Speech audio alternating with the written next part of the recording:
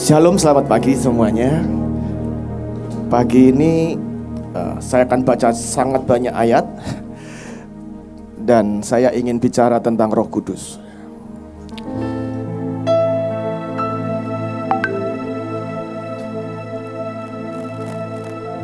Sejak dari awal penciptaan, kita sering taunya Roh Kudus itu masifnya mungkin di Perjanjian Baru.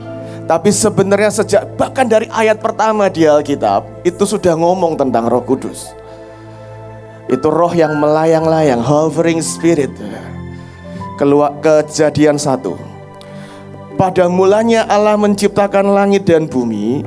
Bumi belum berbentuk dan kosong. Gelap gulita menutupi samudera raya.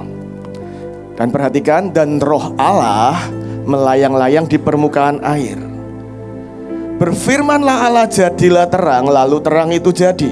Allah melihat terang itu baik, lalu pisahkannyalah terang itu dari gelap. Itu cerita penciptaan, saudara. Waktu itu bumi belum berbentuk. Ada 3 hal. Yang pertama, belum berbentuk, belum jelas gitu. Yang kedua, kosong. Dan yang ketiga, gelap. Itu kayak hidup kita waktu kita belum ketemu Tuhan, saudara. Setuju ya? Gak jelas gitu. Bahkan saat kita belum tahu destiny kita. Kemarin Coach Irin khotbah tentang destiny di Hancin. Dan saya cukup sedih ketika ditanya jemaat, siapa yang sudah tahu destiny-nya? Itu yang angkat tangan sedikit, saudara. Saya rasa kalau saya tanya di sini harusnya jauh lebih banyak. Tapi ada yang belum tahu juga, ya kan? Bahkan tapi saya mau berkata gini, bahkan sebelum kita tahu destiny kita, sebelum destiny kita itu belum ada bentuknya, belum ada kejelasannya, rasanya masih gelap gitu, tahu gelap gitu kan. Destinimu apa, tahu gelap gitu. Percayakah kau bahwa Roh Kudus itu sudah hovering, melayang-layang? Itu seperti induk Raja Wali yang mengawasi sarangnya, ada telur di sana, telurnya dan siap menetas. Itu seperti induk Raja Wali yang hovering di atas gunung, pohon yang tinggi, di atas sarangnya dia melayang-layang, nungguin, mengamati, menjagai, menyiapkan, membajak, merekayasakan sampai that come alive, sampai itu jadi. Saya nggak pernah membayangkan saya satu kali jadi pendeta, jadi gembala. Tapi ketika saya runut jauh ke puluhan tahun ke belakang, saya melihat Roh Kudus itu sudah mulai mengerjakan. Ketika saya teenager 11-12 tahun, tempat main saya itu toko buku Immanuel. Ada sebuah dorongan loh, Sabtu ya, pulang sekolah tuh cepet, saya gak pengen hang out. Ada sebuah dorongan yang nuntun saya bisa 3 jam, 4 jam di toko buku Immanuel. Ngapain? Gak sanggup beli. Semua buku yang gak ada plastiknya boleh dibaca, ya kan? Semua buku yang tidak terbungkus plastik itu boleh dibaca di tempat. Saya gak sanggup beli kaset rohani, saya numpang dengar. Dan itu saya gak pernah nyadari, menyiapkan itu seperti Roh Kudus menyiapkan dan hovering dalam hidup saya. Sampai yang gak berbentuk itu, yang gak ada polanya, belum jelas, tahu-tahu itu come alive. Bahkan loh, kalau kita baca, Roh Kudus itu gerak duluan loh. Mulanya bagaimana Allah mulai menciptakan langit dan bumi, belum berbentuk dan kosong. Yang gerak duluan, yang disebut dari 3 pribadi Tuhan, Roh Kudus duluan loh. Dia gerak duluan, dia move duluan, dia membentuk dulu, dia menyiapkan dulu, dia membajak dulu, dia mengkondisikan. Baru Elohim itu berfirman. Dan ketika Bapa itu berfirman, firman itu Yesus itu mengeksekusi. maka jadi. Nah, kalau engkau dalam hidupmu, aku masih banyak yang belum berbentuk, belum tahu nih gitu ya, formnya gitu. Ya saudara, waiting on God, nantikan Roh Kudus dan nurut gitu dengan Dia menggiring kemana. Ada yang menarik loh saudara ya. Pola ini terjadi terulang di perjanjian baru. Lukas 3 ayat 22. Itu waktu Tuhan Yesus dibaptis. Perhatikan, turunlah Roh Kudus dalam rupa burung merpati ke atasnya. Baru terdengar suara. Dan terdengarlah suara dari langit, engkaulah anak yang aku kasihi, kepadamu aku berkenan. Suara siapa? Bapa. Yang mengeksekusi siapa? Yang menjadikan itu daging menjadi anak yang berkenan, menyelesaikan tugas mati buat kita semua siapa? Yesus. Ada sebuah pattern yang bagaimana our God gitu ya bekerja. Mereka ini nggak terpisahkan. Bapa, Putra dan Roh Kudus ini selalu bekerja komprehens gitu. Selalu ada di sana. Dan Roh Kudus itu ketika bahkan semuanya firman belum ada, nubuatan belum ada, ya, Dia sudah mulai ngerjain hati kita. Dia sudah mulai mengkondisikan hidup kita. Dia sudah mulai. Dan kalau hidupmu hari ini banyak hal yang rasanya belum jelas, masih abstrak, ada Tuhan Roh Kudus. Ada Tuhan Roh Kudus yang Dia pasti akan jadikan, pasti akan menyiapkan, mengkondisikan, merekayasa sampai yang ilahi itu come alive dari hidup kita. Dan Dia berkata gini, jadilah terang. Maka terang itu jadi. Kalau Tuhan sudah berfirman, itu pasti jadi. Itu pasti jadi. Saya belajar memikirkannya nggak menolong, saudara. Memikirkannya nggak menolong, saudara. Tapi masih suka mikir juga.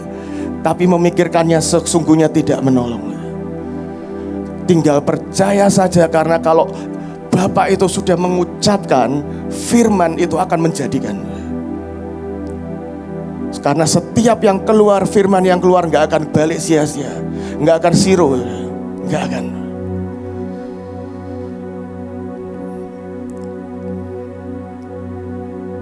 Dan Alkitab berkata, berfirmanlah Allah, jadilah terang, maka terang itu jadi.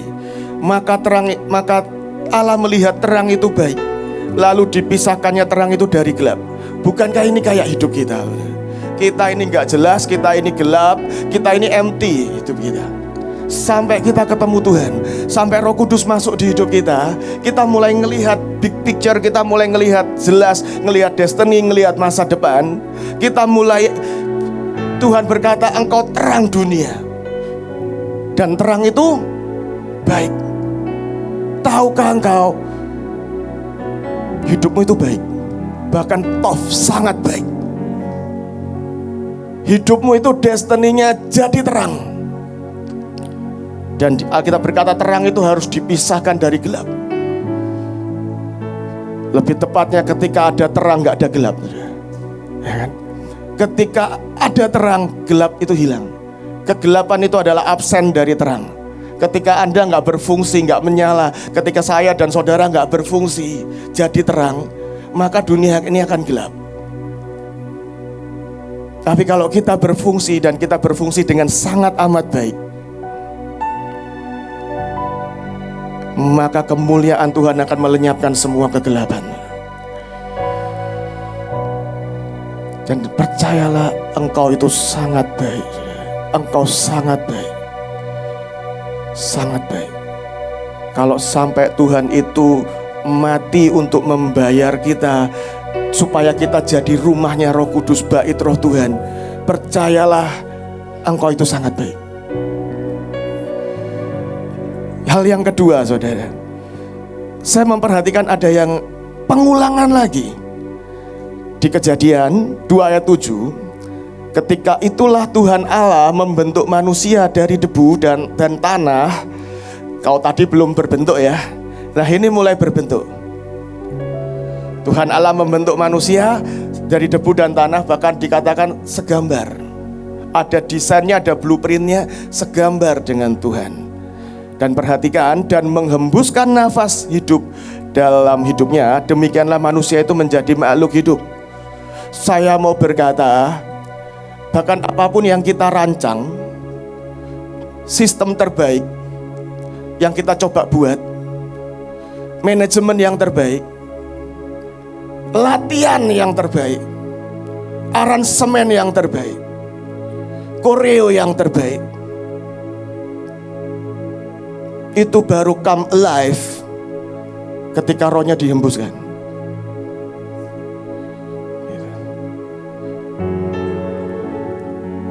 Itu baru akan come alive kalau itu dihembuskan dengan nafasnya Tuhan. Hari itu Tuhan Bapa mengangkat Adam itu ya dari tanah. Itu face to face pertama. Nafas buatan nggak mungkin face to face ya. Itu face to face. Dan dihembuskan nafasnya. Baru tanah liat ini come alive.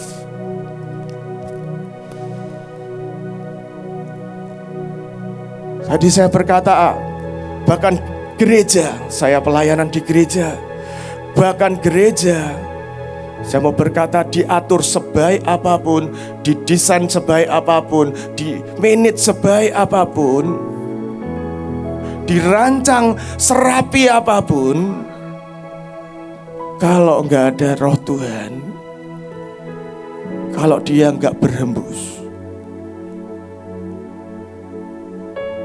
itu tetap empty.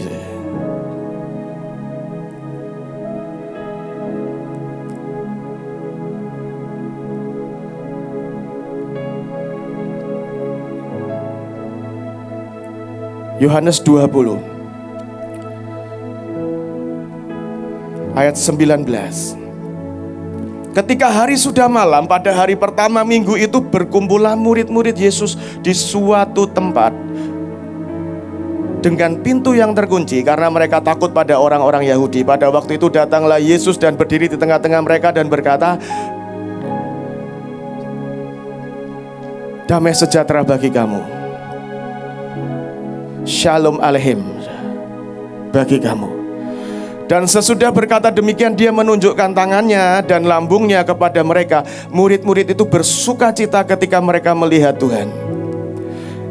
Dan maka kata Yesus sekali lagi, diulangi lagi, shalom bagi kamu. Shalom Aleichem. Kata shalom gak pernah cuma sekedar damai, tapi alive dalam hidup yang utuh dan hidup dalam kelimpahan. Itu shalom. Sama seperti Bapa mengutus aku, demikian juga aku sekarang mengutus kamu. Perhatikan ini. Dan sesudah berkata demikian, ia menghembusi mereka dan berkata, terimalah Roh Kudus. Apa yang terjadi di Eden ketika Tuhan menghembusi Adam? Karena tanpa rohnya, tanpa nafas Tuhan yang terkuat itu, menyadur dari istilahnya Bu Nita Joel, itu kita nggak akan come alive. Anda bisa tetap rajin latihan, saya bisa tetap khotbah, saya bisa tetap baca Alkitab, saya bisa tetap siapkan pelayanan saya. Tiap minggu ke gereja, jam 6 sudah di gereja sampai jam 6 malam. Kalau tidak ada Roh Kudus, empty, kosong, tidak hidup, tidak live.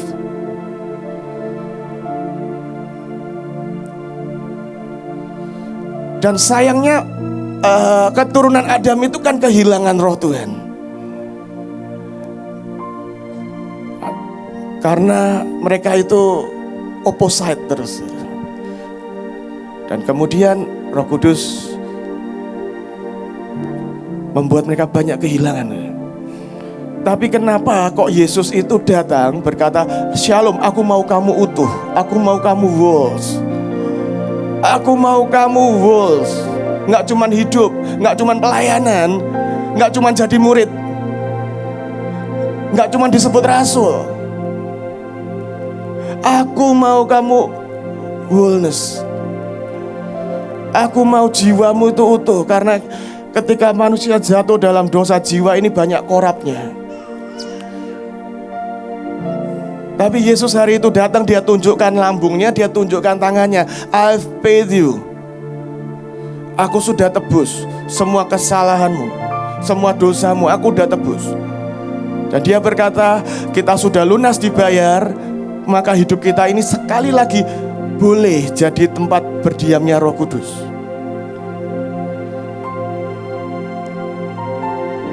Dan dia ngulangi apa yang dilakukan di Taman Eden. Dihembuskan.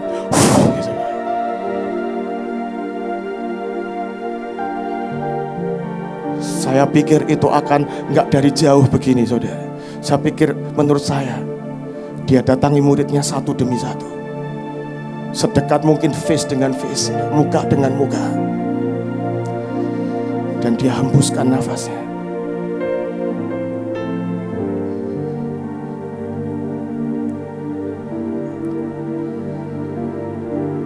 Karena dia pingin kita utuh, saudara.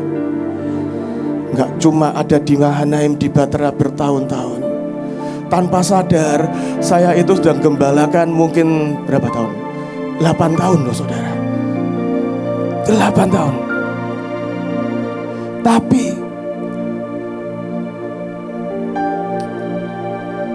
kalau nggak ada Roh Tuhan, kita bisa bertahun-tahun pelayanan tanpa menjadi utuh, tanpa menjadi alive.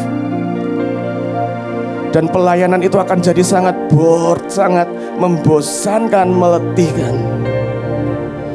Cuma kalau dia beri nafasnya, kalau Roh Kudus itu kita izinkan berhembus, itu akan come alive. Dan kita akan utuh dalam panggilan kita. Banyak orang dalam panggilan tapi gak menikmati. Banyak orang itu dalam panggilan dan tidak menikmati. Kalau Anda dalam panggilanmu, di dalam pelayananmu, rasanya semua berlangsung berat dan meletihkan, pagi ini kamu perlu Roh Kudus menghembusi hidupmu, saudara. Dan you will never be the same. Never. Dan dia berkata, ketika dia menghembusi mereka, dia berkata, terimalah Roh Kudus. Wow. Wow. Dia pengen engkau utuh. Dosa itu mengkorupsi banyak di hidup kita. Dari sejak kejatuhan Adam, itu dosa mengkorupsi sangat banyak di hidup kita. Sangat banyak. Kenapa kok Yesus harus ngulangi sekali lagi kejadian di Eden itu? Dia sungguh-sungguh mau yang korup itu di jiwamu, di batinmu, itu pulih. Itu pulih. Dan solusinya apa? Roh Kudus. Dihambusi. Dan dia berkata gini, loh, dihembusi itu ternyata nggak otomatis. Makanya ada pesan ujungnya, terimalah, accept, welcome it, baruk haba, seneng ke, terima dengan welcome. Saya perhatikan ada yang menarik satu lagi, saudara ya. Perjanjian lama, saudara, Kejadian 11. Ini tentang Babel. Juga kata mereka, marilah kita dirikan bagi kita sebuah kota dengan menara yang puncaknya sampai ke langit. Bahasa lain berkata sampai ke heaven. Marilah kita cari nama supaya kita jangan terserak ke seluruh bumi. Maka turunlah Tuhan untuk melihat kota dan menara yang didirikan oleh anak-anak manusia itu. Dan dia berfirman, mereka ini satu bangsa dengan satu bahasa. Perhatiin ya, satu bahasa.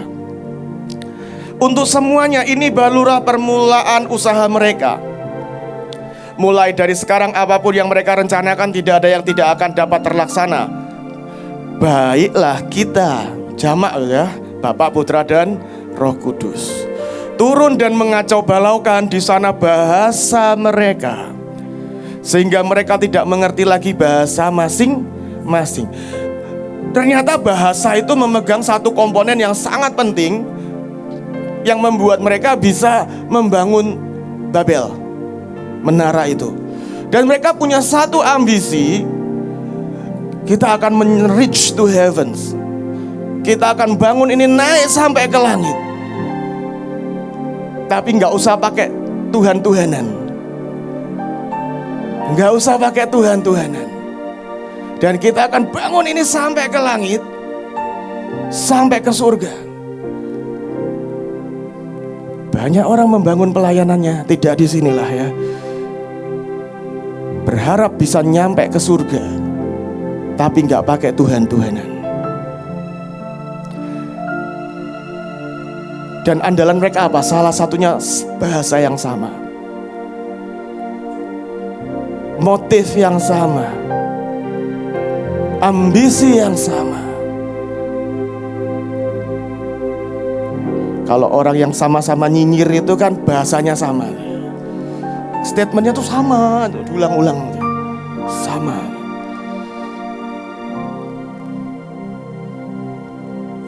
Dan Alkitab berkata, baiklah kita mengacaukan mereka. Yang dikacaukan apa? Bahasanya. Sehingga apa? Mereka satu dengan yang lain gak sepaham, gak bisa unity, gak bisa connect, gak bisa saling paham, saling ngerti. Gak bisa. Tapi perhatikan Kisah Para Rasul 2. Perhatikan ketika hari Pentakosta,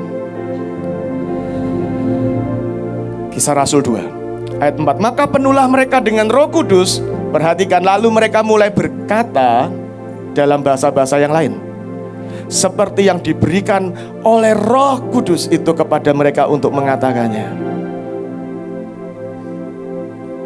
Pernah gak Anda ketika kita lagi nyembah, deep worship, bahasa roh, Anda rasanya seperti fly to heaven?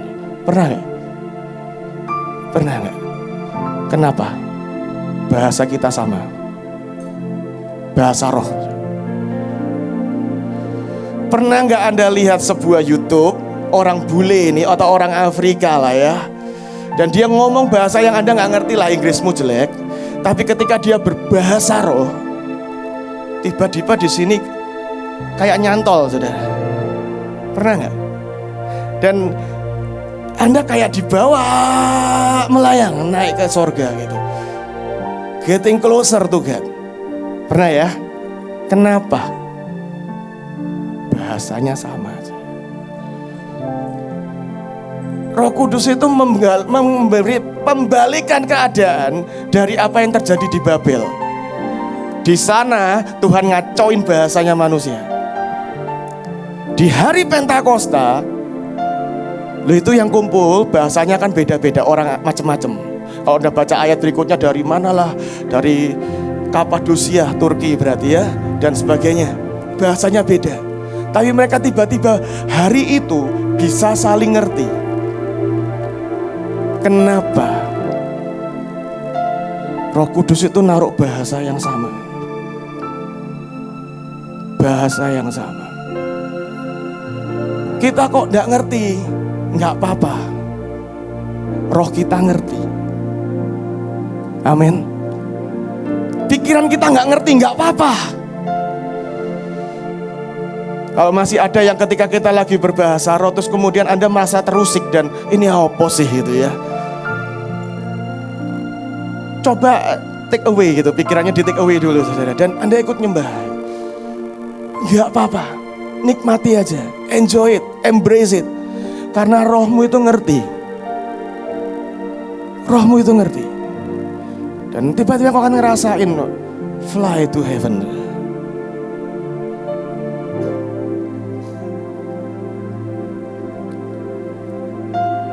Dan roh itu membuat kita naik. Kalau Roh Kudus itu kan membuat kita jadi makin ilahi. Nyembuhin orang sakit. Nanti sudah bahkan akan membangkitkan yang mati. Kita akan naik semakin dekat dengan keilahian. Mujizat, keajaiban, lawatan. Kita akan menjadi makin ilahi. Naik ke surga. Seorang hamba Tuhan, Michael Koulianos, itu menantunya Benny Hinn. Dan ini orang yang menurut saya luar biasa mewarisi ayah mertuanya. Dia ngomong begini. Dia tuh mulai gerak dalam ketika saya mulai bergerak dalam karunia kesembuhan. Saya merasa Roh Kudus tuh di depan saya. Sembuhin ini, tumpangin tangan ini. Dia sakit, dia cancer. Tapi dia berkata gini, saya merasa spirit Babel itu di belakang saya. Iblis itu di belakang saya. Kenapa? Karena semakin tinggi ya. Ini Babel ini akan berusaha. Babel itu kan spirit in the high, di ketinggian. Itu bukan di bawah bukan. Bukan di kedangkalan. Itu spirit yang mainnya di ketinggian. Dia berkata gini, maka kadang-kadang ketika saya doakan seseorang dan gak sembuh gitu, spirit yang di belakang ini akan berkata, nanti kamu malu, manipulated gitu. Ketika ada yang sembuh, orang tepuk tangan ya. Spirit ini berkata gini, haleluya sekali lagi. Tepuk tangan, biar orang tepuk tangan lagi.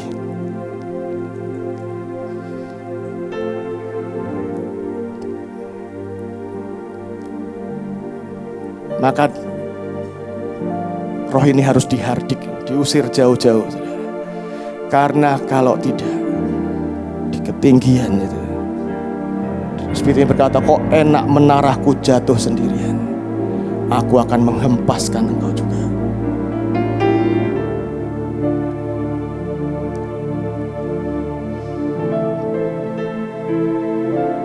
Tapi Roh Kudus ini saudara, ini saudara yang akan nyatuin kita. Kita ini nggak usah soal bahasa lah. Sifat aja kita bertolak belakang. Preference aja bertolak belakang.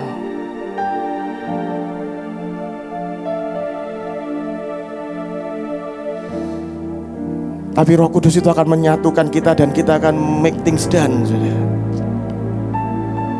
Lawatan semua keilahian kita akan make things done.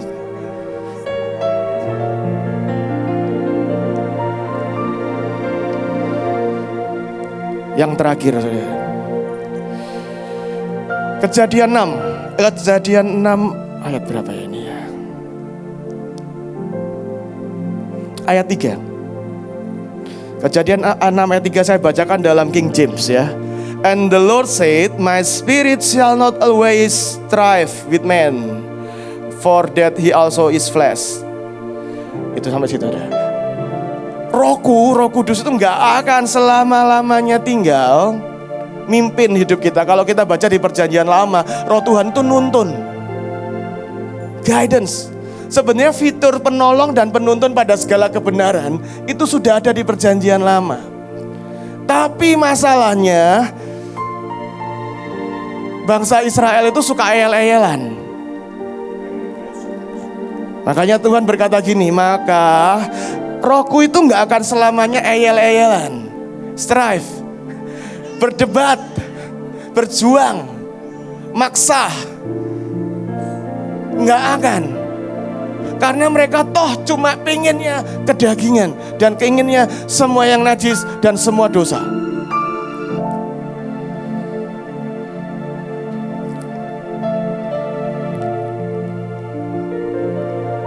Karena itu saudara ya, Tuhan itu mengulangi lagi di perjanjian baru.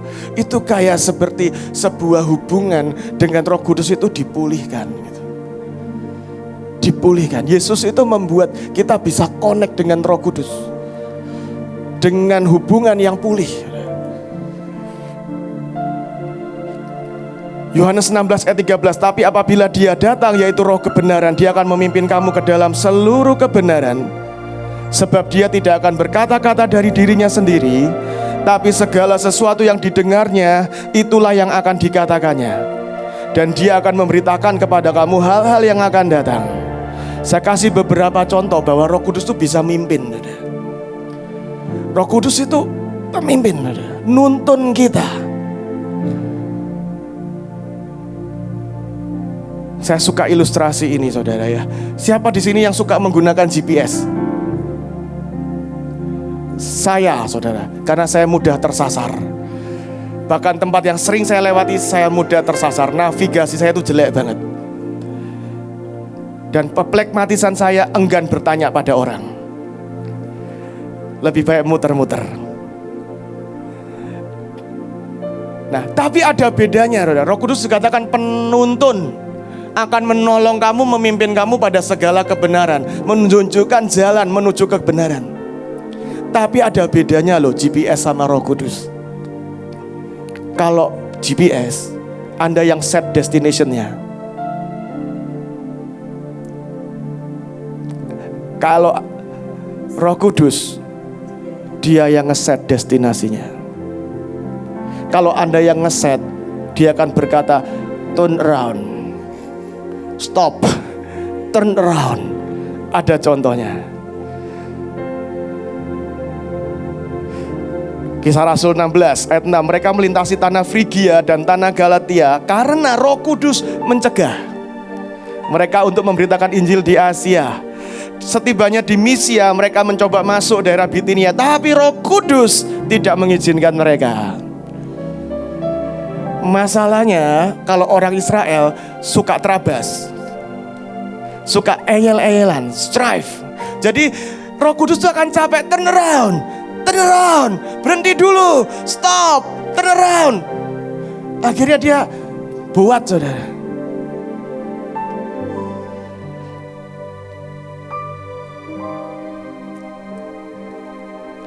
Menuntun pada segala kebenaran itu menurut saya hanya bisa kalau kita set, kalau kita serahkan Dia untuk set destinasinya. Kalau Dia yang mengeset destinasinya, saudara.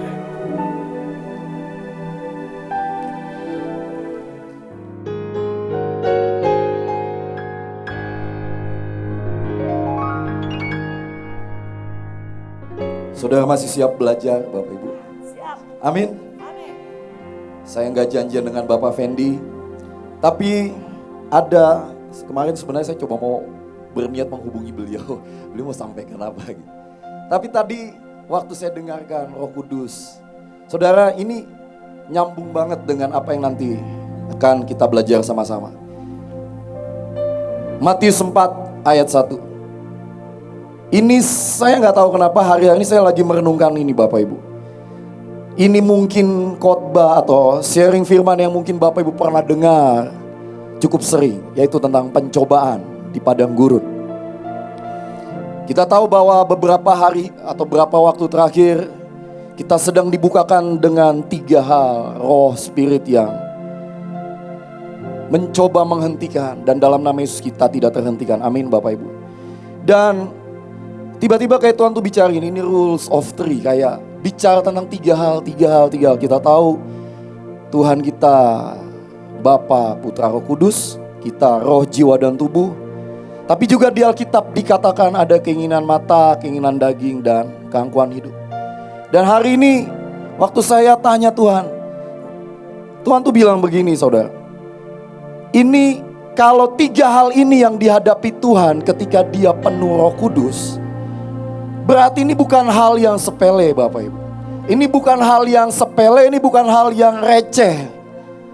Saya gak tahu jujur, waktu saya coba belajar dengan segenap yang saya tahu, Tuhan cuma giring gitu ya.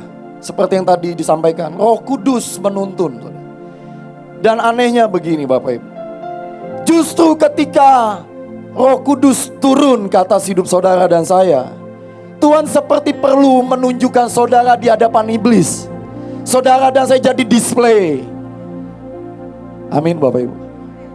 Justru gini, ketika Yesus setelah dibaptis dan dapat pernyataan, dapat pewahyuan, dan Tuhan sengaja membiarkan saudara dan saya untuk dicobai, untuk dites dan sebagainya. Dan waktu saya baca ini dan renungkan, dan ini yang Tuhan mulai bicara. Saudara, kita tahu ada 3 hal. Kita mulai dari ayat yang ketiga. Ayat kedua sih sebenarnya. Dan setelah berpuasa 40 hari dan 40 malam, akhirnya laparlah Yesus. Ada kata akhirnya laparlah Yesus. Saudara, biar bagaimanapun ada satu titik akhirnya kita lapar. At the end ada hal yang pertama, kelaparan yang bukan daripada Tuhan datang menghampiri. Dan gak cuma menghampiri, justru menyerbu saudara. Dan ketika itulah datanglah si pencoba itu dan berkata kepadanya. Kita tahu setiap pertanyaan selalu dimulai dengan jika engkau anak Allah. Dan hari-hari ini tanpa kita sadari, saya gak tahu ya Bapak Ibu gimana, tapi seperti itu yang coba ditanya ulang. Kalau benar-benar perjanjian kelimpahan itu ada atas hidupmu, kenapa lo miskin? Kan seringkali begitu ya. Kalau benar dia Jehovah Rafa, kenapa gue sakit atau keluarga saya sakit? Dan seringkali kayak dikasih paradoks dalam hidup kita. Kalau benar Roh Kudus turun ke atas hidupmu, kenapa saya masih susah? Enggak, saya percaya dari pihak Tuhan, Tuhan ingin kita hidup dalam kelimpahan. Amin Bapak Ibu. Selalu masalahnya di kita, enggak di Tuhan. Nah waktu saya baca gini, jikalau engkau anak Allah, perintahkanlah supaya batu-batu ini menjadi roti. Ada sebuah keadaan di mana kita akan dihadapkan kepada yang sangat dasar, yaitu kebutuhan. Dan waktu saya doa Tuhan, kebutuhan ini bicara apa? Ini gak cuma tentang roti saja Bapak. Kalau kita tahu bahwa roti ini bicara kebutuhan yang sangat dasar, kita tahu berapa waktu lalu Pak Sugi ajarin tentang basic need. Ternyata di akhir zaman ini ada kondisi di mana saya dan saudara akan dibenturkan kepada yang paling basic sebenarnya. Dan ujungnya begini, pilih kebutuhan atau Tuhan. Nah ini gak gampang, gak segampang saya ngomong sejujurnya. Nah waktu saya baca lagi, Tuhan tuh cuma bilang gini, Yesus tuh jawabnya cuma sederhana. Ada tertulis, apakah manusia hidup bukan dari roti saja, tetapi dari setiap firman yang keluar dari mulut Allah. Saudara, kita coba lihat bagian firman Tuhan. Ayat ini sebenarnya muncul di perjanjian lama. Mari buka Ulangan 8 ayat 3. Jadi ia merendahkan hatimu, membiarkan engkau lapar dan memberi engkau makan mana yang tidak kau kenal dan yang juga tidak dikenal oleh nenek moyangmu, untuk membuat engkau mengerti bahwa manusia hidup bukan dari roti saja, tetapi manusia hidup dari segala yang diucapkan Tuhan. Kalau di ayat di atasnya persis, Tuhan bilang gini, di padang gurun selama 40 tahun ini, Tuhan tuh mencobai dengan maksud merendahkan hatimu dan mencobai engkau untuk mengetahui apa yang ada dalam hatimu, yakni apakah engkau berpegang pada perintahnya atau tidak. Ada satu kondisi Tuhan seperti harus peras, membiarkan engkau dan saya diperas habis untuk ngelihat yang paling tersisa di hidup kita nih apa? Tuhan atau kebutuhan.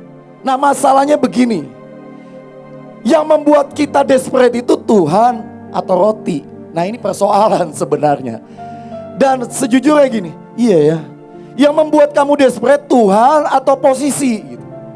Kamu desperate akan dianggap, diangkat, dilihat orang, atau kamu desperate apa aja yang Tuhan bilang, udah kamu gak dianggap, enggak. Kalau Tuhan bilang kamu duduk yang paling belakang, kalau Tuhan bilang gak usah istilahnya Tuhan taruh dimanapun, asalkan itu yang Tuhan ngomong gitu ya. Tuhan bicara, lu mau gak gitu?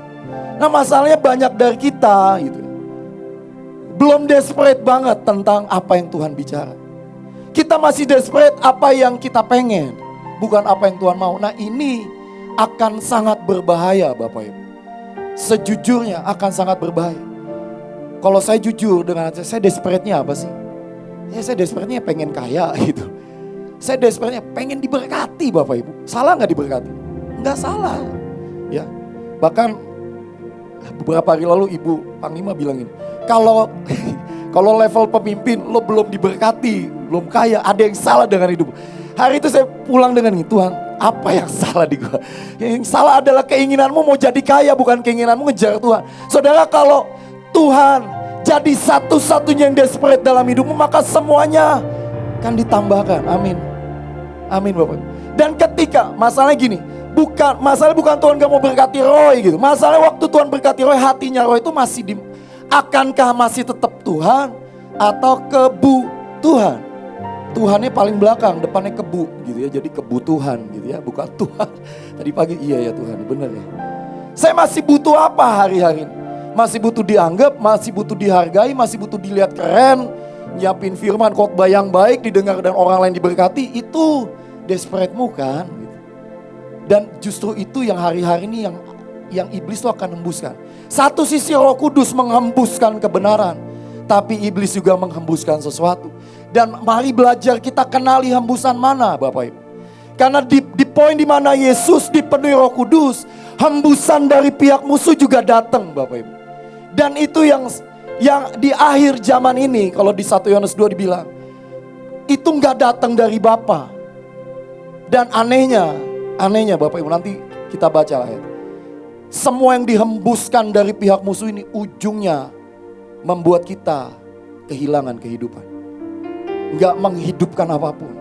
Dan hari itu waktu saya dengar teman saya cerita, dia belum desperate banget saudara.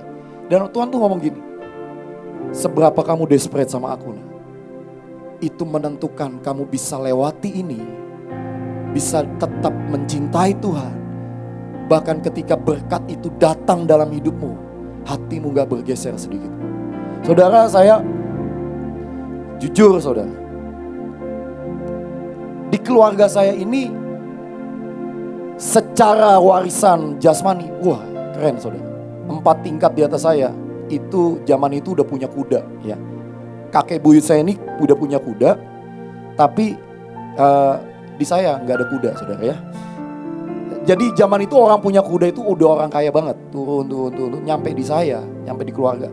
Sejujurnya gini, Tuhan mana gitu. Hari itu saya didoain juga, jatahmu besar, jatahmu besar. Dan kok ya belum ada gitu. Nah, persoalan bukan Tuhan yang gak mau berkati ternyata. Saya percaya begini, ini saya ya. Ada banyak bagian dalam hidup saya yang Tuhan harus rontokkan. Supaya gini loh, kamu makan mana atau kamu makan sesuatu yang tidak kamu kenal, selama itu datangnya dari aku kata Tuhan, itu cukup istilah. Nah tapi sekali lagi kita seringkali mengejar yang kita mau.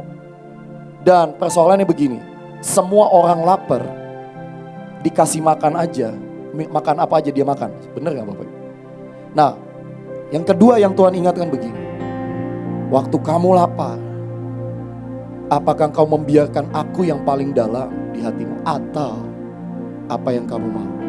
Karena begitu engkau tetap pelihara yang kau mau, maka ketika di titik di mana Tuhan sepertinya gak kasih apa-apa dalam hidupmu, dan apa yang dunia mulai tawarkan, engkau akan makan. Saudara, apa yang kita makan hari-hari? Roti atau Tuhan? Saudara, di Yohanes 1 dikatakan pada mulanya adalah firman.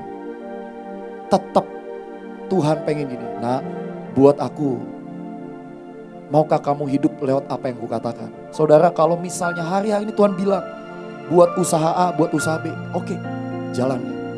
Tapi hiduplah karena firman, bukan hidup karena apa yang kita, seringkali ini beda tipis Bapak Ibu. Yang kita mau, kita coba cocok-cocokin sama yang Tuhan. Mari yang pertama gini, balik ke apa yang Tuhan mau, apa yang Tuhan bicara. Nah persoalannya seringkali yang Tuhan bicara juga bicara lewat pemimpin-pemimpin kita. Nah apakah kita mau sepakat Dan percaya aja. Only believe. Dan itu dua kata itu, only believe itu dua kata yang sederhana, tapi ngejalaninnya waduh susah banget Bapak Ibu. Percaya gak Roy kalau aku mengasihi kamu? Maunya percaya Tuhan, tapi rada susah. Tapi sekali lagi yang pertama, mari pilih, dengarkan, hiduplah, jalanlah dengan apa yang kata Tuhan. Amin saudara. Maka kelaparan apapun yang coba menyerbu hidup kita gak akan pernah membuat kita bergeser. Amin. Hanya satu kelaparan akan Tuhan yang membuat kita bisa melewati. Yang kedua saudara, ayat 6, ayat 5. Kemudian iblis membawanya ke kota suci dan menempatkan dia di bubungan bait Allah. Lalu berkata kepadanya, jika engkau anak Allah. Again Tuhan, iblis paradokskan semua status saudara dan saya. Jatuhkanlah dirimu ke bawah, sebab ada tertulis mengenai engkau, ia akan memerintahkan malaikat-malaikatnya dan mereka akan menatang engkau di atas tangannya, supaya kakimu jangan terantuk kepada batu. Yesus berkata kepadanya, ada pula tertulis, janganlah engkau mencobai Tuhan Allah. Itu saya tanya Tuhan, Tuhan ini apa? Mencobai Tuhan tuh apa sih? Bapak Ibu pernah coba ngerenung gak sih? Mencobai Tuhan tuh apa sih gitu? Saya coba baca-baca terjemahan yang lain, bahasa Inggris pakai kata testing. King James Version pakai kata tempting, temptation. Apa ya Tuhan? Emang kita bisa cobain Tuhan ya? Waktu saya dengar, merenungkan, tiba-tiba Tuhan tuh cuma bilang gini. Nah kalau kamu dites, ikut ulangan, apa sih yang kamu mau? Ya maunya saya benar semua Pak, Tuhan gitu. Nah itu, mencobai Tuhan ada lagi. Ketika engkau pengen, apa yang menurut kamu benar, itu yang kamu dapat. Kebenaran diri sendiri. Jadi sederhananya gini, waktu saudara punya kebenaran diri sendiri, apa yang kau pikir benar harus terjadi, maka kita ini sudah mencobai Tuhan. Nah anehnya begini Bapak Ibu, kebenaran diri sendiri ini datang tuh bukan ketika saudara dan saya masih parah gitu, enggak. Justru ketika kita dibawa naik. Saudara, waktu saya masih belum jadi apa-apa, saya sangat mudah mendengarkan nasihat. Tapi begitu saya mulai dibawa naik, rada susah nih, berat banget mendengarkan masukan. Betul atau betul saudara? Seringkali itu yang terjadi. Saya berdoa saudara, yuk kita sama-sama minta Tuhan, sekalipun mau di posisi apapun kau bawa kami naik, biarkan kami tetap punya telinga, biarkan kami punya hati yang gak kebenaran diri sendiri saudara. Saudara, waktu saya jadi pemimpin, maka sangat susah, tidak mudah untuk saya diatur ternyata. Karena ngerasa udah jadi pemimpin. Ketika saudara mulai diberkati, saudara mulai ngatur pemimpin bahkan. Bahkan mulai ngatur Tuhan. Benar atau benar? Ini persoalan saudara. Ada sebuah kondisi di akhir zaman. Ketika engkau dan saya ini bahaya. Setelah engkau menikmati apa yang menjadi Tuhan berkati dalam hidup kita. Tiba-tiba ada sebuah kondisi begini. Oke, kamu udah punya semua yang kamu doakan. Masalahnya, masihkah engkau punya telinga, punya hati mendengarkan Tuhan? Kalau yang pertama tadi gini, hidup dari apa yang Tuhan bicara. Tapi ada satu level berikutnya. Bahkan apa yang Tuhan bicara, kita ngerasa Tuhan, boleh gak kali ini Tuhan dengar saya bicara? Dan justru ini terjadi ketika saya dan saudara mulai dibawa naik. Dan berapa banyak orang di ketinggian, yang tadi dikatakan spirit Babel gitu. Di ketinggian, orang merasa gak butuh nasihat. Orang merasa saya cukup baik kok. Ya, saudara, berapa hari lalu saya ngobrol sama beberapa guru. Saya tanya nih, ini deep talk asal-asalan, ini deep talk di jalan lah, bukan deep talk saya rencanakan. Kalau kamu ditegur, pengennya ditegur gimana? Kalau bisa sih 4 mata. Semua pengen begitu ya Bapak Ibu ya. Setuju gak? Setuju gak? Setuju. Enggak. Dulu ya, dalam nama Yesus sekarang. Ya. Sekarang, masa kalau kayak model saya nih, kalau bisa kan ditegurnya 4 mata. Kalau pengennya begitu ya. Tapi aneh. Bukan aneh sih, ini saya tahu Tuhan ini bikin gara-gara supaya gini. Setiap kali saya ditegur, momen-momen yang paling gak enak tuh ketika saya ditegur di depan guru, di depan orang banyak, dan itu nunjuk. Dan itu buat ngasih tahu betapa saya ini masih suka dibenarkan. Dan kalau Tuhan biarkan itu terjadi, itu artinya Tuhan masih baik banget sama kita. Ya, Kalau enggak, ujungnya kita akan menjadi bodoh. Kita akan menjadi bodoh dan miskin dan binasa. Bapak Ibu, saya berdoa biar ini jadi perenungan kita sama-sama. Kalau Tuhan harus menegur di depan umum, di depan orang banyak, menyatakan ketelanjangan kita dan sebagainya, itu ternyata obat yang paling baik, saudara. Makanya Alkitab bilangin lebih baik teguran yang nyata-nyata daripada kasih yang tersembunyi. Saudara pengennya dielus-elus tapi binasa atau pengennya dibongkar tapi hidup? Kalau ngomong memang mungkin mudah ya, pengennya dibongkar tapi hidup. Kalau bisa gini, Tuhan pengennya dielus tapi hidup. Gak ada ternyata. Ayatnya gak bilang gitu. Ditegur, relakan dirimu dihajar, dan hidup. Tapi anehnya begini, saudara coba kita buka di 2 Tesalonika 2. Saya coba. Ayat 3 saudara, ayat 3. Ini tiba-tiba Tuhan bicara begini. Janganlah kamu memberi dirimu disesatkan orang dengan cara yang bagaimanapun juga. Bapak Ibu, orang tersesat ternyata bukan tiba-tiba tersesat. Dia beri dirinya disesatkan. Ini loh Alkitab. Berapa banyak dari kita tanpa kita sadari, kita memberi diri kita dibelokkan oleh kebenaran diri sendiri. Dan persoalannya ini yang menyerang di akhir zaman.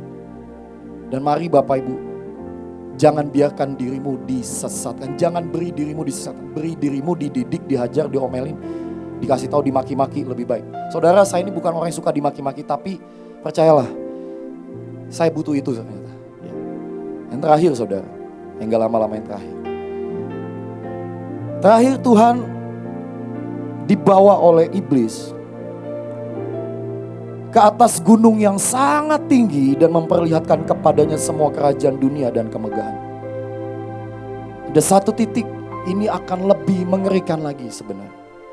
Tuhan atau seperti gini, kayak Tuhan membiarkan iblis menawarkan semua yang paling top dan syaratnya cuma satu, sembahlah.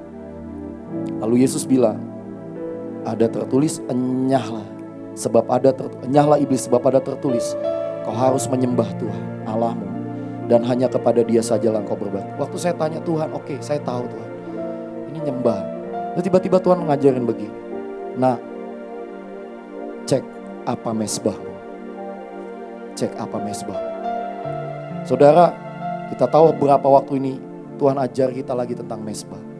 Ternyata ada mesbah yang kotor, saudara. Ada mesbah kepada dewa-dewa asing. Ada mesbah kepada kekayaan. Ada mesbah kepada apa yang kita ingin. Dan di titik terakhir, ujungnya begini. Mesbahmu apa? Apa kamu mencium? Kata penyembahan itu kan, salah satu diambil kata dari kata proskunium, mencium. Apakah kau mencium kekayaan, mencium uang, mencium posisi, mencium apa yang desperate-mu yang paling dalam? Kau biarkan itu dan kau ganti dengan Tuhan. Biarkan aku tetap mencium Engkau. Dan itu saya tahu gak mudah, tapi itu yang menyelamatkan kita.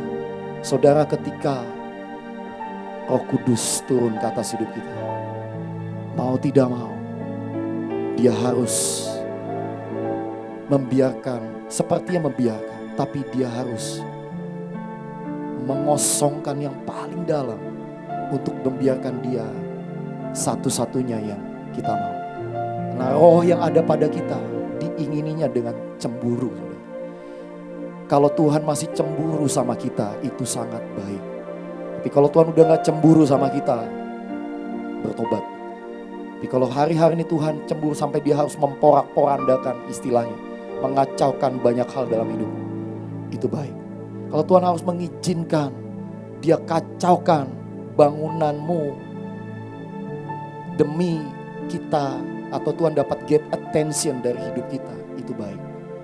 Dan biarkan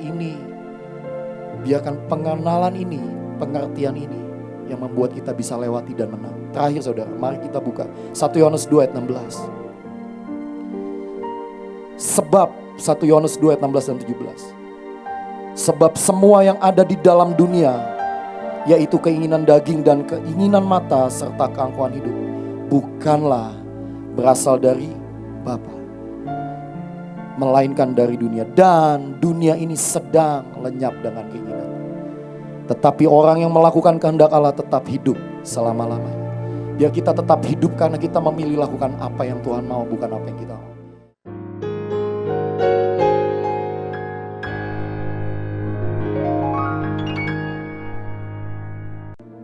Sekali lagi selamat pagi, apa kabar? Oke.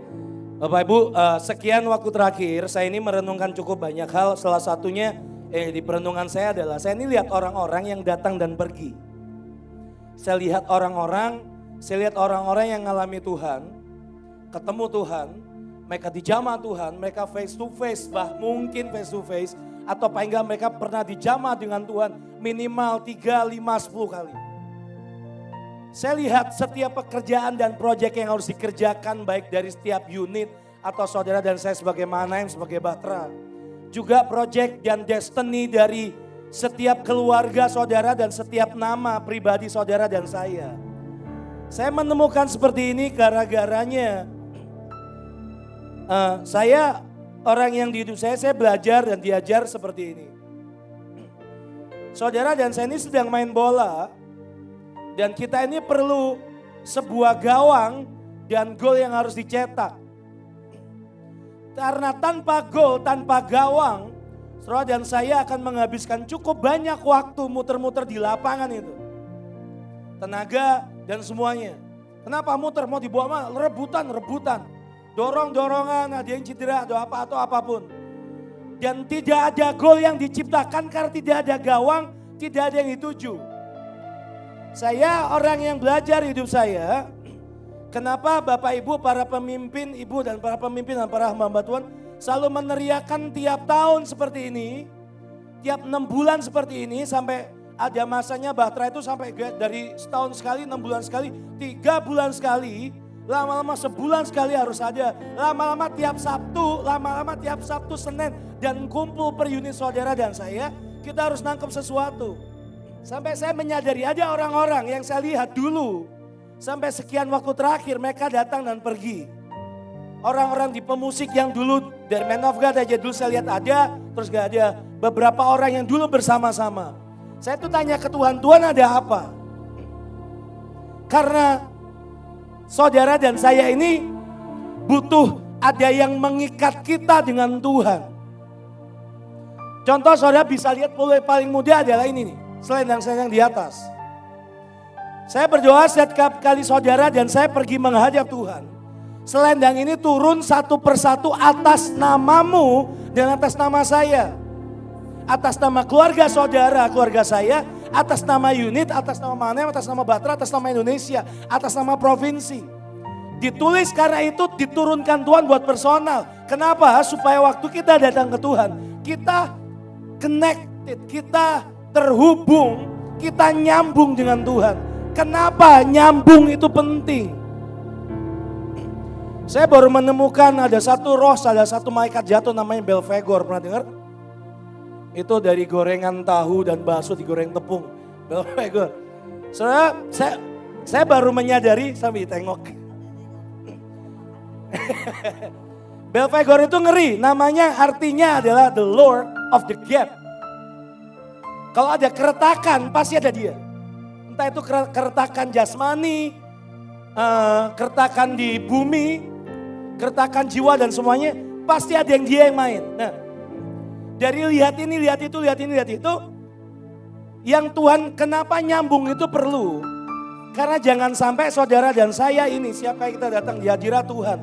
Atau setiap kali kita melayani. Sebentar kami tim pergi ke Bali sebentar lagi. Sekarang jam 12, jam 1 kami berangkat. Perang pergi banyak banget. Udah lama kita gak pergi perang seramai ini. Nah, saudara kalau kain ini dari pihak Tuhan isinya covenant cinta dan semua dari dia. Turun dan tidak ada atas nama personal saudara dan saya menyadari bahwa tanpa itulah orang tidak akan bisa terikat dan diem dengan Tuhan. Masalahnya ini roh, ini tubuh. Halo, sebelum saya buka ayatnya, kenapa ini sangat penting.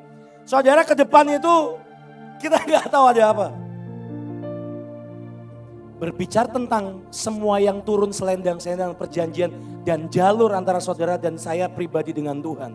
Ada satu hal yang sangat penting, kenapa tadi saya sempat bicara soal gol, soal gawang. Dan saya berdoa saudara tarik ini untuk hidupmu pribadi.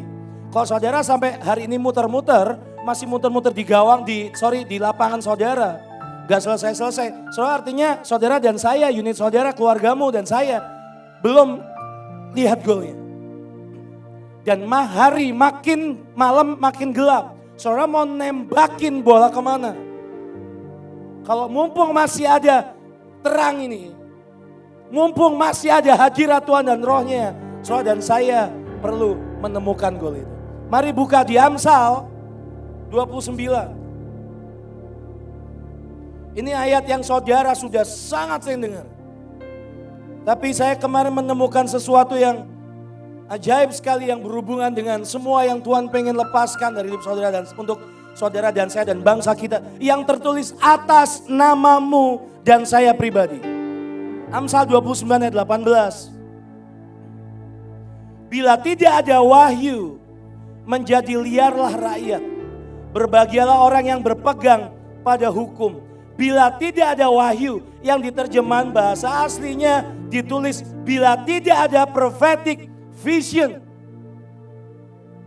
Saya pengen saudara, mari kita benerin cara ngelihat kata prophetic. Itu kata prophetic itu bukan dari yang gak ada diada-adain. Bukan. Prophetic itu sebuah secuil informasi sorga yang saudara, yang Tuhan pengen saudara dan saya tangkap.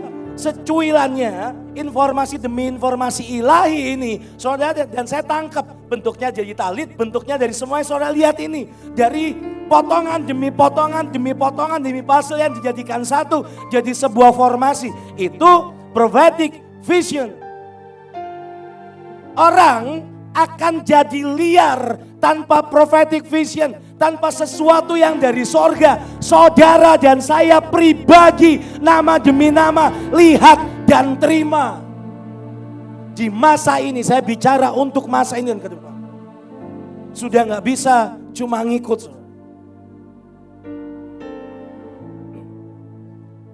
Saya lanjut saudara.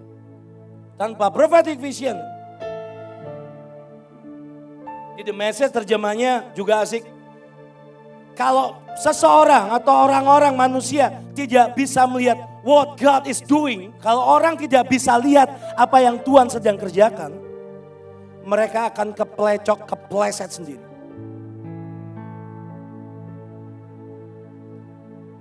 Dan yang gak enak adalah kata stumble all over themselves ini kalau Bapak Ibu baca terjemahan-terjemahan di belakangnya. Itu ada didapati dia waktu jalan, lari, atau menari. Kepleset. Karena tidak bisa melihat what God is doing. Selanjut biar cepat saudara, ada beberapa hal. Di terjemahan The Passion Translation berkata seperti ini.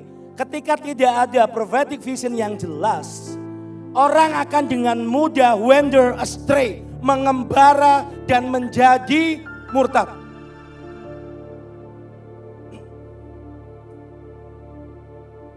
Tanpa seseorang punya dan lihat apa tujuan Tuhan di hidup saudara dan saya narik dikit gabung-gabungin dengan destiny ya saudara. Dengan kata wahyu ini juga pewahyuan. Itu juga sesuatu yang Tuhan pesankan untuk saudara pribadi dan juga kota dan bangsa kita. Kenapa setiap kali kita nyembah selalu diminta dipanggil para nabi-nabi Tuhan? Kenapa selalu diminta untuk ada sekian pemimpin tertentu dengan calling tertentu? Tapi untuk nangkep apa isi hati Tuhan, apa yang coba prophetic vision, apa yang Tuhan coba sampaikan. Tapi akan ada masanya, ini masanya semua saudara. Begitu saudara mengenakan ini, talit, bukan cuma mengenakan secara fisik, tapi saudara sedang mengaktifkan dirimu sebagai orang yang berdiri di hadapan Tuhan. Nanti saya jelasin, kata berdiri ada beberapa kata dari Wahyu itu yang ajaib. Nah, orang tanpa prophetic vision, orang akan wander astray. Orang itu akan mengembara, orang akan berkelana, ngejauh dan hilang. Gini sederhananya biar saudara ingat seumur hidup saudara dan saya. Orang tanpa prophetic vision, tanpa pewahyuan, tanpa terkonek dan terhubung dengan Tuhan, orang akan menjadi seperti Kain. That's it. Kain, tahu Kain saudara? Bukan Kain. Kain. Kain itu dia bukan terbuang dari hadapan Tuhan, dia pergi dari hadapan Tuhan. Dia lihat Tuhan, mungkin dia dengar kisah Tuhan dari kecil, waktu papa mamanya jalan sama-sama dengan Bapa, dengan Allah Bapa, waktu tidak ada pembatas. Dan ujungnya hari itu dia pergi, wander astray, terputus. Kenapa? Tidak ada pewahyuan, tidak ada firman yang mengikat antara dirinya dengan Tuhan.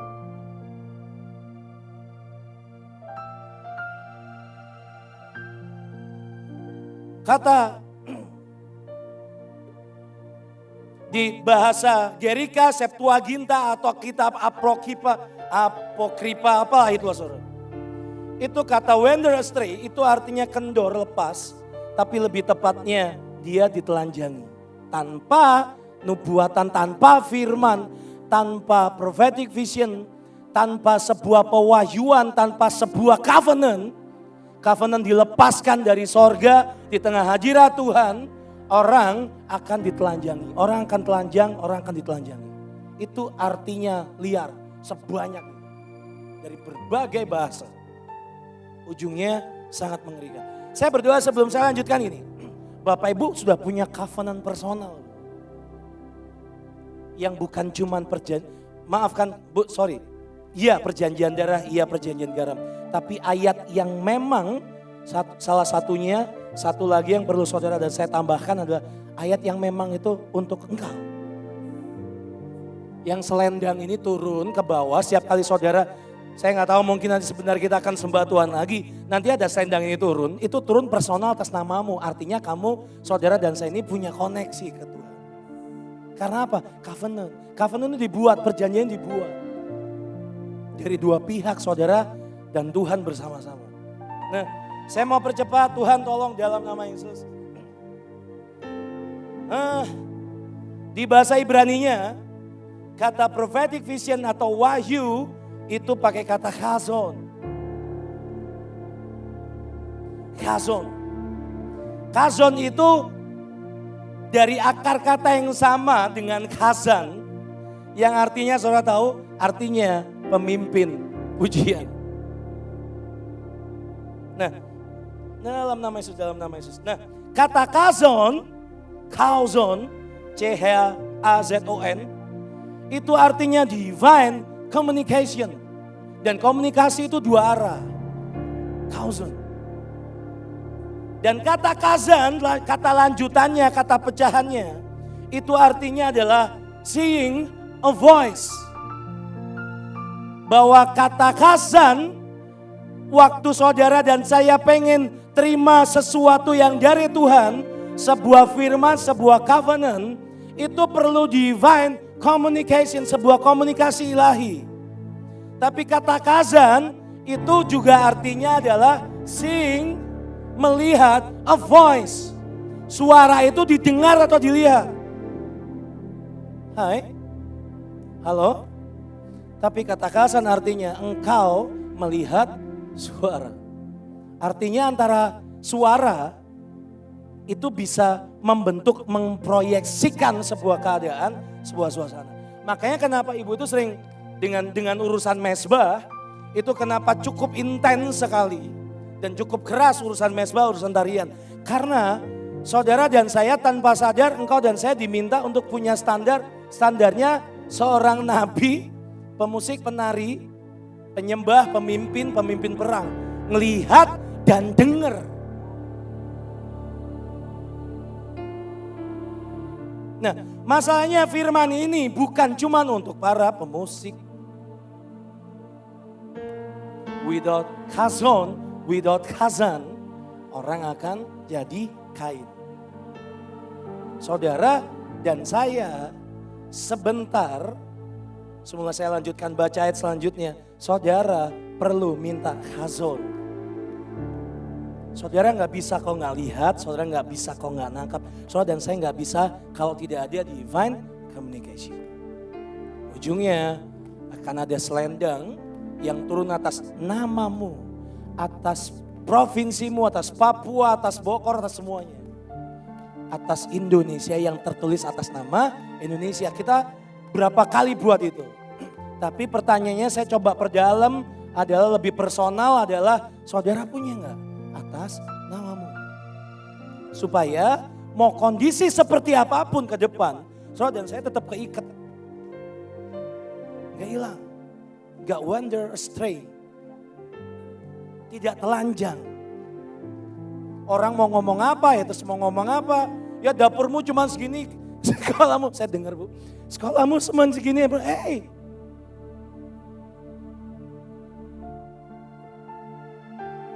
orang mau bicara apapun yang saudara kerjakan, kok gak keganggu? Mereka mengejek apapun yang saudara dan saya kerjakan, saudara dan saya gak akan keganggu. Kenapa? Keikat, aku punya khazon, aku punya divine communication dengan Tuhan. Saya mau beri contoh beberapa hal. Sebelum saya tutup dengan contoh yang ketiga. Yang pertama, saya pengen ajak saudara lihat di 1 Samuel 3. 1 Samuel 3. Samuel terpanggil. Perhatikan ini, Samuel yang muda itu menjadi pelayan Tuhan di bawah pengawasan Eli. Pada masa itu firman Tuhan jarang, penglihatan-penglihatan pun tidak sering. Saya pengen ajak saudara begini, saudara harus mulai gemetar waktu penglihatan dan firman mulai jarang. Waktu yang dari sorga cuman jeda dan jaraknya dilepaskannya makin lama makin jauh. Karena hari itu intinya adalah Tuhan sudah mulai agak mundur. Dan di masa Samuel masih bayi itu, masih muda itu, masih kanak-kanak. Hari itu dia mulai, firman mulai muncul. Tapi sebelumnya di masa-masa dari zaman setelah Joshua, hakim-hakim saya coba cari tahu, hakim-hakim terakhir siapa, setelah itu ke belakang sampai munculnya Samuel, itu enggak ada firman sama sekali. Sementara kalau saudara baca di 1 Samuel, di Samuel ini, tabut ada enggak? Ada di Silo 369 tahun.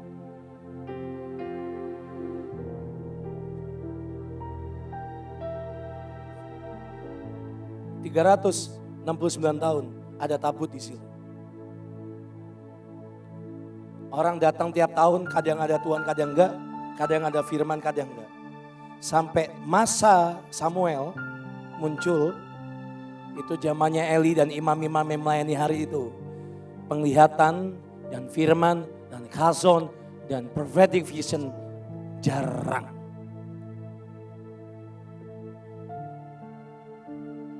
Yang keren dari kata Silo, tempat tabut ada 369 tahun itu, dari bahasa Ibraninya Shilyah, yang artinya plasenta. Tempat semua yang dikandung itu hidup, dilindungi, dan makan. Shilyah. Hal yang kedua, saya pengen ajak saudara lihat ini efek dan dampak dari apa yang terjadi dari berkurangnya atau minimnya atau bahkan tidak adanya prophetic vision atau wahyu. Amos 8. Sesungguhnya waktu akan datang, demikianlah firman Tuhan Allah. Aku akan mengirimkan kelaparan ke negeri ini. Bukan kelaparan akan makanan dan bukan kehausan akan air. Melainkan akan mendengarkan firman Tuhan. Dan ayat 12 perhatikan, mereka akan mengembara dari laut ke laut. Dan menjelajah dari utara ke timur untuk mencari firman Tuhan. Tetapi tidak mendapatkannya. Itu hari di mana semuanya nutup. Orang wander, orang berkelana, orang mengembara. Pergi ke ujung demi cari apa? Cari firman. Sementara saudara dan saya di tempat ini kita terima firman sangat banyak. Setiap ada hamba Tuhan atau tamu datang, mereka selalu akan mengeluarkan pujian demi pujian. Tapi berapa banyak dari saudara dan saya yang terima prophetic vision atau wahyu atau khazon itu personal atas nama saudara dan saya? Berapa banyak? Hari itu mereka mengembara. Tapi kabar baiknya, ini yang kita nanti akan juga doakan di hadapan Tuhan. Aku akan mengirimkan kelaparan ke negeri ini, yaitu kelaparan akan mendengarkan firman Tuhan. Saya mau ajak saudara lihat contoh ketiga, contoh terakhir. Ini adalah khazon dan covenant yang patah, yang berhenti. 2 Tawarikh 22. Di ayat 12, maka tinggallah Yoas 6 tahun lamanya bersama-sama mereka dengan para imam, dengan Yoyada, dengan bersembunyi di rumah Allah. 6 tahun dari bayi, sementara Atalia memerintah negeri. Tetapi di 2 Tawarikh 23 selanjutnya, tetapi dalam tahun ke-7 Yoyada memberanikan diri dan ia mengadakan persepakatan dengan para kepala pasukan 100. Intinya Yoyada ini sebenarnya omnya Yoas. Masih keturunan-keturunannya Daud. Tapi saya pengen saudara lihat ada satu calling, ada satu panggilan di pundaknya yang dia harus ambil keputusan. Ini orang imam tapi masih keturunan nama Daud. Setahu saya dia masih keturunan Daud, jadi saya berani berkata ini imamat yang rajani. Hari itu dia ambil Yoas, boleh buka di 2 Tawarikh 24 ayat pertama. Yoas berumur 7 tahun pada waktu ia menjadi raja. Saudara bayangkan anak umur 7 tahun harus diberi beban untuk memimpin sebuah bangsa atau negara. Tapi hari itu yang membuat Yoas naik adalah waktu Yoyada ada dalam keimamannya. Orang yang hidupnya berdiri nyari prophetic vision. Supaya apa? Supaya nggak liar, supaya nggak telanjang, supaya nggak terpotong. Tapi kalau saudara baca, saudara lihat di 2 Tawarikh 23, balik ayat 16. Kemudian ayat 16, kemudian Yoyada mengikat perjanjian antara dia dengan segenap rakyat dan raja bahwa mereka menjadi umat Tuhan. Tapi yang ikat siapa? Dari hidup Yoyada. Apakah hari itu mereka punya covenant sebelumnya? Mungkin, iya pasti. Tapi covenant di masa itu, di zaman orang-orang itu, mereka belum ada personal covenant, sesuatu yang memang itu muncul antara mereka dengan Tuhan. Yoyada harus buatkan itu. Kadang saudara sejujurnya kepemimpinan itu bukan perkara yang mudah. Kalau saudara dibawa untuk ada di satu tudung, siapapun tudungmu, saya mesti ngerti. Belum tentu orang itu punya covenant. Waktu saudara tinggal di dalamnya, di bawah tudungnya, saudara akan di dalam covenant. Pemimpin kita, Ibu dan Pak Yusak dan semua para pendahulu, mereka punya covenant yang membuat tali ini terhubung makin lama makin ke Tuhan, saudara. Itu nyambung. Nah, sekali lagi mari lanjut di 2 Tawarikh 24. Saya pengen saudara lihat ada satu kejadian.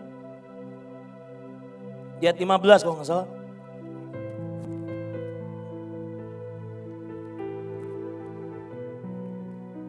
Nah ini dia, 2 Tawarikh 24. Yoyada menjadi tua dan lanjut umur, lalu matilah ia. 130 tahun umurnya ketika ia mati. Ia dikuburkan di kota Daud di samping raja-raja karena perbuatan-perbuatan yang baik di Israel terhadap Allah dan rumahnya.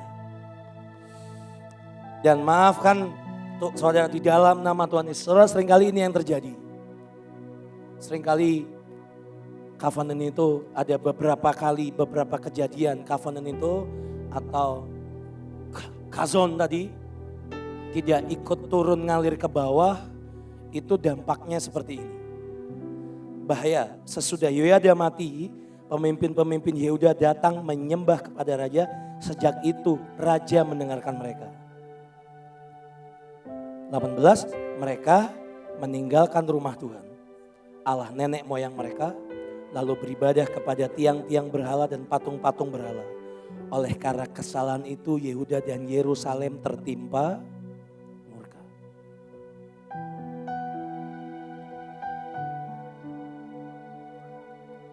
Yoas, Yerusalem, Yehuda, Israel, mereka sendiri tidak punya yang mengikat mereka hari itu. Wander astray, Kain. Namun Tuhan mengutus nabi-nabi kepada mereka supaya mereka berbaik kepadanya. Nabi-nabi itu sungguh memperingatkan mereka tapi mereka tidak mau mendengarkannya. Nah ini perhatikan ini. Lalu Roh Allah menguasai Zakaria anak Imam Yehoyada. Ia tampil di depan rakyat dan berkata kepada mereka. Beginilah firman Allah, beginilah khazon, beginilah pesan Tuhan, beginilah apa yang Tuhan ingin coba sampaikan. Beginilah apa yang aku lihat dari suara itu. Mengapa kamu melanggar perintah-perintah Tuhan sehingga kamu tidak beruntung? Oleh karena kamu meninggalkan Tuhan, ia pun meninggalkan kamu. Dan perhatikan selanjutnya, tetapi mereka mengadakan persepakatan terhadap dia. Dan atas perintah siapa? Raja, mereka melontari dia dengan batu di pelataran rumah Tuhan. Raja Yoas tidak mengingat kesetiaan yang ditunjukkan Yehoyada, ayah Zakaria itu terhadap dirinya. Ia membunuh anak Yehoyada itu yang pada saat kematiannya berseru, semoga Tuhan melihatnya dan menuntut balas. Seringkali Tuhan itu selalu ingin melepaskan prophetic vision, wahyu, yang tujuannya mengikat saudara dan saya. Tapi seringkali mari belajar dari hidup Yoas. Umur 7 tahun dia diangkat raja. Dia hidup karena covenant yang dipunya Yehoyada. Kalau Bapak Ibu perhatikan hampir semua raja-raja di Israel dan Yehuda hari itu. Mereka hidup benar kalau ada imamnya. Kalau ada yang megang perjanjian. Kalau ada yang memegang dan terus menyampaikan isi hati Tuhan, nubuatan, khazon, prophetic vision, mereka akan hidup. Tapi begitu ada kejadian tertentu, imamnya pergi atau meninggal atau apa, pasti langsung. Samuel itu bisa pulang ke sorga setelah lihat Daud tidak membunuh Saul. Di situ dia find a rest. Karena dia tahu, aku lihat orang ini akan menang. Orang ini kesukaan Tuhan, orang ini tahu bagaimana menaruh dirinya di bawah, merendahkan diri di hadapan Tuhan. Seandainya hari itu belum selesai tugasnya, Daud mungkin tidak bereaksi dengan cukup baik. Menurut saya Samuel juga gak akan pulang. Kalaupun Samuel pulang dan Daud belum selesai dengan hidupnya, menurut saya hilang gitu. Bisa jadi Daud ngulang kejadian Yerobeam. Bukan ngulang sih, memang lebih dulu Daud. Tapi menurut saya kejadian itu akan terulang, akan sama mirip. Pecah. Saya nggak tahu sebentar apa yang Tuhan akan kerjakan atau ibu mau seperti apa. Soal sadar gak sih, ada banyak hal di dalam hidup kita ini ngikut. Tanpa punya personal covenant. Yang setiap kali saudara dan saya datang di hadapan Tuhan, tahu-tahu itu turun atas namamu, mengikatmu, dan membawa engkau punya akses di hadapan Tuhan untuk kota, bangsa, keluargamu dan semuanya. Boleh gak saudara sebelum kita lanjutkan, kita sembah Tuhan. Saudara sudah punya cukup prophetic vision. Karena sejujurnya ini bukan tugas para penyembah. Karena saudara dan saya semua ini para penyembah. Kita punya tugas untuk melihat yang coba Tuhan lepaskan dari surga. Suara itu kita harus lihat. Dalam artian kita bisa memproyeksikan suara itu jadi sebuah bentuk fisik atau lebih gampangnya roh jadi daging. Coba mari sebentar doa saudara. Kita tahu bangsa kita ini sedang ada sebuah peperangan yang cukup intens. Saya juga mengerti menyadari setiap provinsi yang saudara sedang gumuin dan Bapak Ibu yang dari provinsi, saudara juga punya peperangan yang intens. Di unitmu saudara juga punya peperangan dan cawan yang saudara isi. Di keluargamu dan saudara pribadi, saudara punya peperangan juga. Saudara sedang berhadapan dengan sekian hal hari-hari ini. Yang saudara dan saya butuhkan cuma satu. Personal covenant. Khazon atau khazan, sesuatu yang dilepaskan dari pihak Tuhan personal atas nama saudara dan saya. Halo? Boleh tutup mata sama-sama.